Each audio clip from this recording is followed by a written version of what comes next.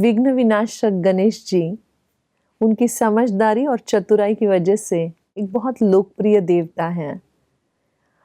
लेकिन लोकप्रिय देवता के पूजन के साथ साथ ही बहुत अच्छे मैनेजमेंट के गुरु भी माने जाते हैं। आज गणेश चतुर्थी की, अनंत चतुर्दशी की आप सभी को ढेर सारी शुभकामनाएं सीक्रेट ऑफ अल्टीमेट लिविंग की संपूर्ण टीम की तरफ से। डॉक्टर सचिन, आपका भी बहुत स्वागत है और आपको भी बहुत सारी शुभकामनाएं हमारे गणेश चतुर्थी पर। ओम शांति। ओम शांति। 10 दिवस का ये जो पर्व है ये बहुत ही उमंग और उल्लास से मनाया जाता है, स्पेशली कुछ रीजन में। उसमें महाराष्ट्र एक प्रमुख रीजन है जहाँ पर ये 10 दिन का त्यौहार मनाते हैं। लेकिन केवल एक 10 दिन का त्यौहार मनाने से ज्यादा हम उनसे क्या सीख सकते, क्या लेसन हम ले सकते हैं, तो मैं समझती हूँ कि हम हर त्योहार पर उस देवता की कैरेक्टर पर जब हम बात करते हैं तो हमें कुछ नई बातें, रोचक बातें समझ में आती है।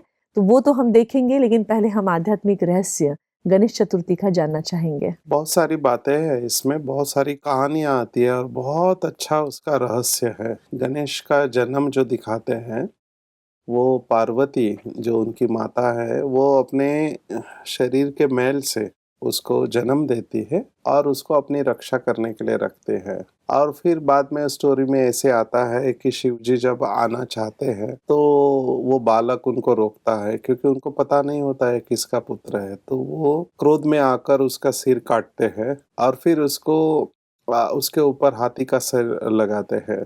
अभी ये स्टोरी है, लेकिन इसका आध्यात्मिक रहस्य मुझे इतना अच्छा लगा जब मनन किया कि परमात्मा शिव है ना, सर्व आत्माओं के पिता है, ज्ञान के सागर है, पतित पावन है। तो पतित पावन क्या करता है कि वो मनुष्य आत्माओं में जो देह अभिमान है, मैल से बना हुआ शरीर या उसका सिर माना, क्योंकि हमारा ईगो या अहंकार कहाँ होता है? सिर में होता है, ब्रेन।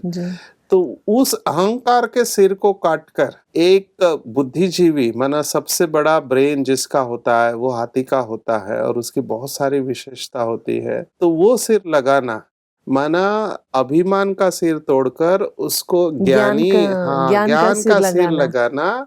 ये संगम युग पर स्वयं निराकार परमात्मा आकर ब्रह्मा के तन द्वारा ये सिर हमको देते हैं। माना हमारे अंदर का अभिमान खत्म करके हमको ज्ञान से शक्तिशाली बनाते हैं और ज्ञान के आधार पर हम हमारे जीवन पे जो भी विघ्न आते हैं वो विघ्नों को ऊपर विजय प्राप्त करते हैं और वो हम भी परमात्मा समान मास्टर विघ्न विनाशक बनते हैं। तो ये इस स्टोरी का रहस्य है।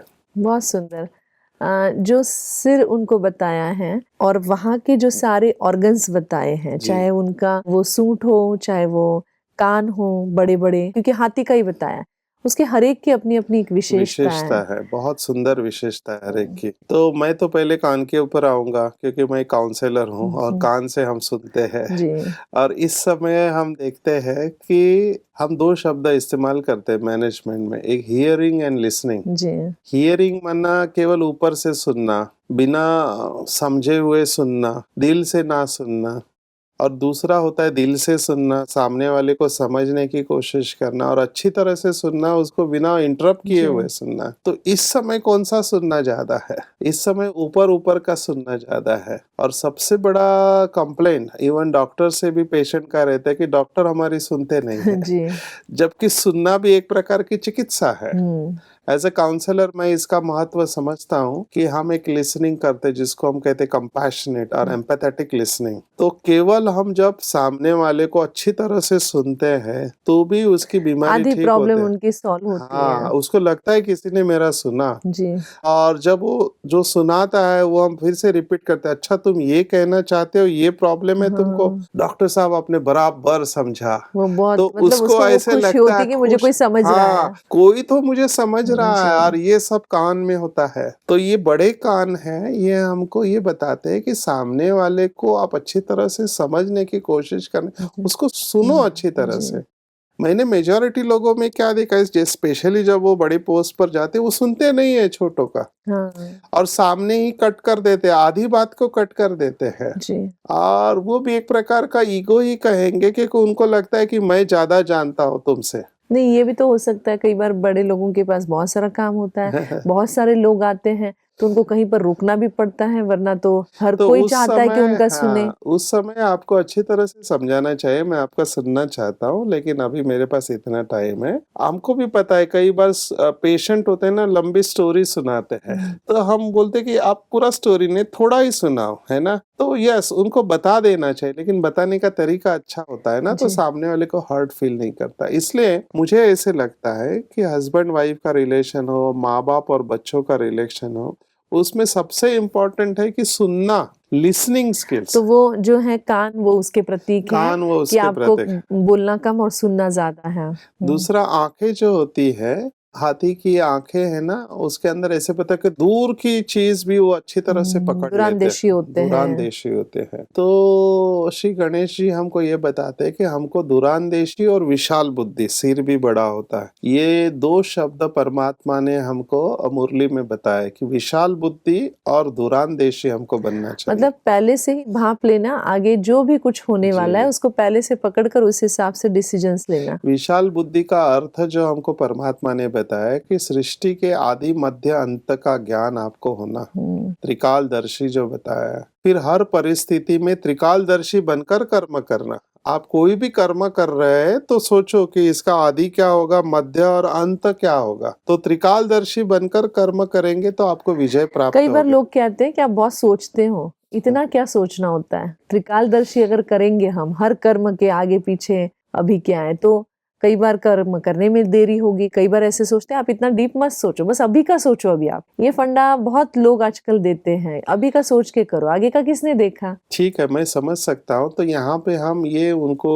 रास्ता बताते हैं कि जब ऐसी चीजें हो जिससे आपके लाइफ के ऊपर बड़ा इम्पैक्ट नहीं होगा, छोटी छोटी बातें हैं, उसमें आप भले टाइम नहीं दो, लेकिन जो बड़े डिसीजंस ऑफ लाइफ है, शादी है, जॉब है, रिलेशनशिप्स जॉब है, चेंज हाँ, करना है, आपको मूव रिलेशनशिप के करना कुछ है, कहीं से कहाँ जाना है, बड़े रिलेशनशिप में डेफिनेटली। और यहाँ पे हम ये फर्क देख रहे हैं कि जैसे आप मेडिटेशन करने जाते हो ना, आपके अंदर परफेक्शन आ जाता है। जी। कई लोगों को ना, यस, ये बात भी ठीक है कि कई लोग बहुत सोचते हैं, लेकिन हमको उतावला भी नहीं होना चाहिए। ये नेचर भी अच्छा नहीं, हमको बैलेंस स्ट्राइक करना चाहिए कि कहाँ पे क्विक डिसीजन लेना है और कहाँ पे हमको टाइम देना चाहिए। तो ये परखने की शक्ति भी हमारे पास योग से और ज्ञान से आती है। तो ये परखने की शक्ति हमको डेफिनेटली होनी चाहिए, क्योंकि मेजॉरिटी को, मैं अभी जो मेरे पास आते, शायद मे भी पैथोलॉजिकल है, वो पश्चाताप वाले मोड पे होते। पश्चाताप माना करने के बाद सोचना, जी। पहले आपने सोचा नहीं, ऐसा होता तो कितना अच्छा होता, पर वो करने के बाद आप कुछ नहीं कर सकते। ऐसे कहते हैं चिड़िया चुग गई खेत, अभी आप कुछ नहीं कर सकते। तो बहुत सारे संतों ने इसके ऊपर बहुत कुछ कहा गया है। कबीर का ही दोहा मुझे जो याद आता है कि आपने बबूल का बीज डाला है तो आम कहाँ से आपको मिलेगा। तो हमको कर्मों के ऊपर अटेंशन देना चाहिए, और मुझे लगता है त्रिकालदर्शी बनकर सोचना, ये पॉइंट बहुत पावरफुल है। आप इसको यूज करने लगेंगे ना, धीरे धीरे आपको लगेगा आपके स्किल्स इतने शार्प होते जाएंगे। परमात्मा ने हमको बताया कि जब व्यक्ति अंदर से शांत हो जाता है, ये सच्चा योगी होता है, तो वो दर्पण बन जाता है। दर्पण माना सामने आपके कोई व्यक्ति आया तो तुरंत उसके मन में क्या चल रहा है आपको टच हो जाता है। आपको सामने वाले के इंटेंशन पता चल जाती है, ये बोल कुछ रहा है लेकिन इसके मन के अंदर कुछ और है। तो ये शक्ति अनुभव से आती है, मेडिटेशन से आती है, और ये डेफिनेटली हमको जीवन में बहुत सारे सिचुएशन में डिसीजन लेने में मदद करती है। जैसे जैसे आप लैडर पे अप होते जाते, बढ़ते जाते, आप ये स्किल डेवलप होना बहुत जरूरी है, या तो फिर स्किल डेवलप होने से आप अपने आप ही आगे बढ़ते हैं। तो skill development is very important. शायद ऐसे भी हो सकता है, हम मैनेजमेंट में और एक बात कहते हैं कि mistakes increases experience and experience decreases mistake. जी। कई लोग मिस्टेक करने से डरते हैं। तो मुझे स्वामी विवेकानंद की एक बात यहाँ आती है कि वो कहते हैं कि take risk in life, if you win you become a leader, if you lose you can guide others, don't do this. पर हिम्मत रखना चाहिए। पर हैविंग सेड दिस, मैं यहाँ पर बैलेंस एटीट्यूड रखना चाहूंगा कि बड़े डिसीजन है, जब आपको लगता है कि आप कुछ नहीं कर पाए, ask for the help from experience people and go for those decision. तीसरी विशेषता जो हम देखते हैं कि उनकी सूंड इज वेरी पावरफुल। आपने देखा होगा कि वो बड़े बड़े लकड़े के उसको भी पेड़ उठा उठा हैं। लेते हैं, तो ये शक्ति का प्रतीक है। हमको बुद्धि के साथ में शक्ति भी चाहिए, हमको फिजिकली भी स्ट्रांग होना चाहिए, मेंटली भी स्ट्रांग होना मेंटल, चाहिए। इमोशनल हर एक रीति से स्ट्रांग होने की हर एक जरूरत। रीति से हमको स्ट्रांग होना चाहिए, ताकि परिस्थिति आए, कई लोग ना परिस्थिति में डर जाते हैं, विपरीत परिस्थिति, फिर वो बीमारी हो, लॉस हो या और कोई परिस्थिति हो, तो उसमें हमको स्ट्रांग बन के रहना चाहिए, सामना करने की शक्ति चाहिए। जी। तो ये बताता है। फिर और एक बताते हैं कि गणेश का पेट लंबोदर उसको बताया गया। बहुत सारी बातों को समा कर लेते थे। हाँ, लंबोदर माना जिसके पेट के अंदर बहुत सारी बातें हैं, समाया हुआ है। लोग तो कहते हैं कि ये तो अच्छा गुण नहीं है, क्योंकि आपका जीवन तो खुली किताब जैसे होना चाहिए। नहीं, आजकल के जमाने में जब आपको पता है कि लोगों में वो शक्ति नहीं है, जैसे डॉक्टर्स का भी मैं बताता हूँ, हमारे सामने पेशेंट आते हैं, पहले हम उसके अंदर शक्ति देखते हैं कि अगर कैंसर हो गया सुनने की तो शक्ति है क्या, हाँ, उसको उसके अंदर झेलने की कितनी शक्ति है क्या, वरना उस हार्ट अटैक आके जा सकता है कैंसर बताएंगे तो। यहाँ पर आपको ऐसा है कि आपका इंटेंशन अच्छा होना चाहिए, तो घर के दूसरे रिलेटिव्स को आपको बता देना चाहिए कि ऐसा है, हम इसको डिस्क्लोज करेंगे, सिस्टमेटिक डिस्क्लोज करेंगे, ताकि वो सहन कर सके। इवन अभी जब डेथ होता है, हमने आईसीयू में काम किया है, तो हम डायरेक्ट डिस्क्लोज नहीं करते हैं, क्योंकि उसको सहन करने की शक्ति सब में नहीं होते। कई ऐसे कमजोर दिल वाले होते हैं, को न्यूज सुन के उनको भी हार्ट अटैक आ जाता है। तो स्टेप वाइज मैनर में हम बताते हैं। तो यहाँ पर भाव ये लेना चाहिए कि कौन सी बात को हमको समा के रखना है और कौन सी बात को बताना है, ये परखने की शक्ति हमारे अंदर होनी चाहिए। तो ये बहुत बड़ा मेरे को लगता है ये मैसेज है, परखने की शक्ति की कौन सी बातों का। और मुझे ऐसा लगता है जितनी ज्यादा बातें आप पेट में समाते हो उतना अच्छा है आज के जमाने में।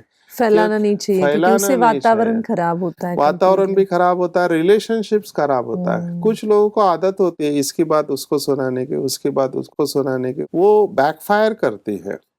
तो ये समाने की शक्ति का प्रतीक है कि अपने अंदर बहुत सारे राज को लेकर चुप बैठना चाहिए। उनका हर देवता का वाहन बताया हुआ है, वैसे गणेश जी का वाहन चूहा बताया है जी। उसका क्या प्रतीक है? चूहा अगर आप अच्छी तरह से देखो ना, चूहे के अंदर बहुत सारे विकार होते हैं, वो हमेशा खाते हुए दिखाया हुआ है। तो चूहा माया का प्रतीक है।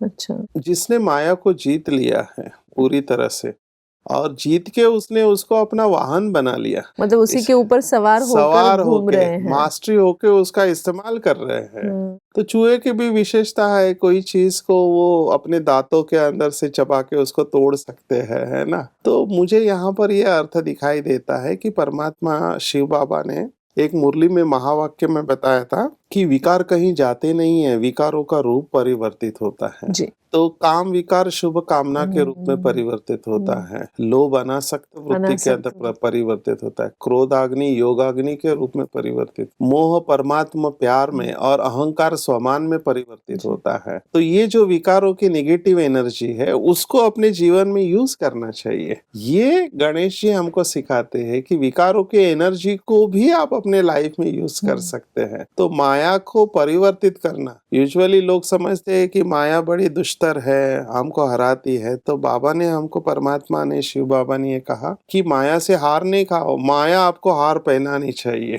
तो माया जीत आत्मा का ही लक्षण है। बहुत अच्छा। मतलब जैसे हमने गणेश जी के बहुत सारी ऐसी बातों को देखा कि जिनको हम अभी प्रैक्टिकल लाइफ में उतार सकते हैं। 10 दिन का जो फेस्टिवल हम सेलिब्रेट करेंगे आज से अगले 10 दिन तक, क्या आप इम्पोर्टेंट मैसेज देंगे? क्योंकि पूरा स्वरूप बदल चुका है, सारा कमर्शलाइजेशन कर दिया है। मतलब जिसकी पूजा हो रही है उनके कैरेक्टर से ज्यादा बाकी सब चीजें ज्यादा हो रही हैं।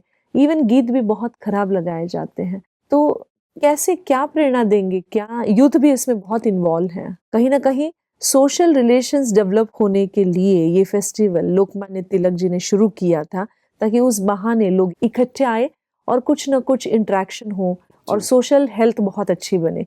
लेकिन उसका स्वरूप टोटली बदलता जा रहा है। तो अगले 10 दिन के लिए आप एक क्या स्ट्रॉन्ग मैसेज देंगे? देखो ऐसा है, बहुत सारे लोग इस बात को अभी महसूस कर रहे हैं, जो पोल्यूशन होते जा रहा है, एनवायरमेंटल पोल्यूशन, फिर वो नॉइज नॉइज पोल्यूशन है पोल्यूशन। ना, जो डीजे लगते हैं और जिसके वजह से नॉइज पोल्यूशन होता है। श्री गणेश जी की जो मूर्ति की साइज है और जिससे वो बनाया जाता है प्लास्टर ऑफ पेरिस से, उससे जो पानी में पोल्यूशन होता है, या बहुत सारी बातें ये लोग आजकल इसको समझ रहे, महसूस कर रहे हैं। तो समवेयर लोगों को एक रिस्पॉन्सिबिलिटी लेके, मैंने देखा कि जैसे प्लास्टर ऑफ पेरिस से अभी शिफ्ट हो रहा है मिट्टी के, है जी। ना, उस मिट्टी में भी अलग अलग प्रकार के हैं, उसके ऊपर नए नए थियरीज आ रहे हैं, क्या करना चाहिए, कितनी साइज होनी चाहिए। तो यहाँ पर क्या होता है, थोड़ा भावना का सब्जेक्ट आता है, तो वहाँ कायदे से नहीं चल सकते। हालांकि अभी मैं मुंबई से हूँ, सबसे बड़ा फेस्टिवल जी। गणेश का मुंबई में जी। चलता है, हर गली में श्री गणेश जी की स्थापना करते हैं। तो मुझे ऐसे लगता है कि ये भावना का सब्जेक्ट है, लोगों को खुद अंदर से महसूस होना चाहिए कि हमको हमारी जिम्मेवारी समझनी चाहिए, और उस दिशा में कुछ मंडल चालू हो गए हैं, उन्होंने अपनी जिम्मेवारी को समझा है। लेकिन यहाँ पर अगर हम कायदे से करें तो हमने देखा कि पुलिस प्रशासन भी इसमें 10 बजे के बाद रात को स्पीकर नहीं चलाना, या सुबह किसी की नींद डिस्टर्ब ना हो, या इसके साथ जो भी बातें हैं वो कायदा अभी धीरे धीरे इंट्रोड्यूस कर रहा है। लेकिन वही है कि इमोशंस और कायदे का बैलेंस रखते हुए हमको अवेयरनेस ज्यादा लाना चाहिए, जी। क्योंकि स्पिरिचुअलिटी पूरी बेस्ड ऑन अवेयरनेस है। हमको कुछ नहीं करना है, लोगों को केवल समझ देनी चाहिए, और ये कार्य लगातार चलते रहना चाहिए। करना या नहीं करना वो उनकी हाँ, चॉइस है। उनकी चॉइस है, क्योंकि ये कर्मों के ऊपर पड़ा हुआ है ना। जब हमको ये समझ में आता है कि हमारे वजह से किसी और को दुख हो रहा है, तकलीफ हो रही है, सोचो बीमार व्यक्ति है, छोटे बच्चे हैं, और जिस तरह से स्पीकर चलाए जाते हैं, तो बहुत कुछ होता है इसमें, पोल्यूशन, डिस्टरबेंस होता है। तो ये जब कर्मों की गति हमको पता चलती है, और हमको सबसे बड़ी बात ये पता चलती कि परमात्मा क्या चाहता है। परमात्मा ये सब नहीं चाहता है, परमात्मा आपका दिल देखता है, हृदय देखता है, आपकी भावना देखता है। जो भगवत गीता का श्लोक है 9वें अध्याय में, पत्रम पुष्पम फलम तोयम। परमात्मा नहीं चाहता है कि मेरी इतनी बड़ी मूर्ति बने, परमात्मा नहीं चाहता है कि इतना बड़ा लाउड स्पीकर लगे। परमात्मा आपके कर्मों को देखता है, आपका दिल देखता है। जिस दिन ये रियलाइजेशन आ जाएगी, और परमात्मा चाहता है कि आप गरीबों की मदद करें, परमात्मा चाहता है कि बीमारों को दुख ना मिले इसके वजह से, तो जब आपके अंदर ये ज्ञान की समझ आ जाएंगे ना, तो अपने आप इसमें से आप श्रेष्ठ कर्म की तरफ आएंगे। तो मुझे लगता है कि गणपति का आध्यात्मिक रहस्य उनको समझा के हमको अपने पॉजिटिव प्रयास चालू रखने चाहिए, जी। तभी लोगों के अंदर ये परिवर्तन आएगा। बहुत सुंदर। एक लास्ट हम क्वेश्चन लेंगे जिसके अंदर की 21 मोदक का महत्व बताया है, जासवंत का फूल बताया है, उसका क्या रहस्य है? बहुत क्योंकि सुंदर। हर एक चीज अगर हम समझेंगे तो मुझे लगता है उसको धारण करना आसान हो जाएगा। जब तक Yes. क्लैरिटी नहीं है तो केवल भावना काम करती है, Yes. लेकिन भावना के साथ लॉजिक अगर मिक्स हो जाए तो वो वंडर कर सकता है। यस, तो परमात्मा ने जो ज्ञान दिया हमको, शिव बाबा ने ब्रह्मा तन के द्वारा, उस आधार पर हमने ये समझा कि क्यों गणेश जी को 21 मोदक या जासवंत का फूल जो है रेड कलर का वो प्रिय है, और रिद्धि सिद्धि उनके साथ दिखाए हो। इसका रहस्य हम शॉर्ट में देखेंगे। तो 21 मोदक परमात्मा ने ये बताया, मोदक माना जो आनंद देने वाली बात है, कि जब हम परमात्मा के श्रीमत के ऊपर चलते हैं और अपने पाप कर्मों को विनाश करते योग के द्वारा, श्रेष्ठ कर्म करते, ईश्वरीय सेवा में और लोगों की दुआएं इकट्ठा करते, तो हमको 21 जन्मों के लिए राजाई मिलती है, श्रेष्ठ जन्म प्राप्त होता है। इसलिए श्री गणेश जी को 21 मोदक दिखाए हुए हैं, ताकि वो बता रहे हैं हमको कि हमको 21 जन्मों का मोदक या प्रसाद परमात्मा के द्वारा मिल रहा है। दूसरा जासवंत का फूल दिखाया, इवन उनकी बैठने की पोजीशन, ये पैर एक ऐसा दिखाया हुआ है, तो उनको पीताम्बर उनका जो वस्त्र है, तो उसमें ये भी बताया है कि जो जासवंत का फूल है और उसके अंदर पराग कण होते हैं, अगर आप वो देखो तो आत्मा की तरह छोटे छोटे होते हैं। तो वो जासवंत रेड कलर का होता है, और हमारा परम धाम जहाँ से हम इस धरती पर आए हैं वो भी रेड कलर का है, और वहां पे आत्मा बिंदु स्वरूप है। श्री गणेश जी को वो इसलिए अच्छा लगता है क्योंकि उसकी बुद्धि परम धाम में निरंतर रहते, आत्मिक स्वरूप में स्थित रहते। अच्छा। इसलिए उनको वो लाल कलर पसंद है, क्योंकि वो घर की याद दिलाता है। जिस घर से हम इस धरती पर आए वो परम धाम या शांति धाम या सोलवर्ड लाल सुनहरे रंग का है और वहां पर आत्माएं निवास करती हैं। और जब हम ज्ञान को अच्छी तरह से समझते हैं तो रिद्धि और सिद्धियां हमारे चरणों के पास होती हैं। जी, हमारे पास पावर्स ऑटोमेटिकली आने लगती है। हर एक बात में हमको सिद्धि प्राप्त हाँ, हर एक होती है। बात में हमको सिद्धि प्राप्त होती है। तो ज्ञान के आधार पर हमारे पास जब पावर्स आती है तो हमारे जीवन में जो भी समस्याएं आती है, विघ्न आते हैं, उसके ऊपर हम विजय प्राप्त करते हैं। इसलिए हम सच्चे रूप में विघ्न विनाशक बनते हैं। तो बहुत गणेश चतुर्थी ये जो त्योहार है, ये बहुत अच्छा हम सबका यादगार है। वो सब आत्माएं, मनुष्य आत्माएं जो परमात्मा ज्ञान का सागर है, उससे ज्ञान को प्राप्त कर अपना जीवन ज्ञान स्वरूप बनाकर, है ना, ये सब जो शक्तियां बताई है, दिव्य गुण बताए, हुँ, उनको धारण करते हैं और परमात्मा की शक्ति के आधार पर केवल अपने ही नहीं लेकिन दूसरों के जीवन के विघ्न भी दूर करते हैं। हाँ, वो आत्माएं विघ्न विनाशक बनते हैं। इसीलिए गणेश जी को हर पूजा के पहले हाँ, स्थापित किया जाता है हर अच्छे कार्य में, क्योंकि वो विघ्न विनाशक है, ताकि दूसरों के विघ्न उन्होंने दूर किए, इसीलिए यस, उनको विघ्न विनाशक कहा। तो वही क्वालिटी हमारे अंदर आनी यस। चाहिए। बहुत ही सुंदर आज की पूरी बातचीत और इतना सुंदर आध्यात्मिक रहस्य बताने के लिए आपका बहुत-बहुत शुक्रिया। ओम शांति। ओम शांति। आप और हम सभी चाहते हैं कि हमारे जीवन के विघ्न सारे दूर हो जाएँ।